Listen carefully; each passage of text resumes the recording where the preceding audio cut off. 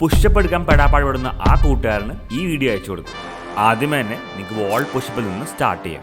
ഇതിന് നിങ്ങൾ കൈകൾ വൈഡായി ചെസ്റ്റ് ലെവലിൽ വെക്കുക. എന്നിട്ട് നിങ്ങളുടെ കോർ എൻഗേജ് ചെയ്യുക. സ്ട്രെയിറ്റ് ആയിട്ടുള്ള പൊസിഷനിൽ മെല്ലെ മെല്ലെ വാൾ പുഷപ്പ് ചെയ്യുക. അതിനുശേഷം ഇൻക്ലൈൻഡ് പുഷപ്സ് നിങ്ങൾക്കൊരു ബെഞ്ചിലോ ടേബിളിലോ ചെയ്യാം. അതിന് നിങ്ങൾ കൈകൾ വൈഡായി ഒരു ബെഞ്ചിൽ വെക്കുക.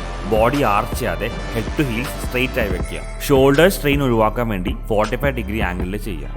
അടുത്ത നീ പുഷപ്പ് ചെയ്യുക. നേരത്തെ പറഞ്ഞ പോലെ തന്നെ കോർ എൻഗേജ് ചെയ്ത് ബോഡി സ്ട്രെയിറ്റ് ആയി വെച്ച് 45 ഡിഗ്രി ആംഗിളിൽ നീ പുഷപ്പ് ചെയ്യുക. അടുത്തത് ഹൈബ്രിഡ് പുഷപ്പാണ്.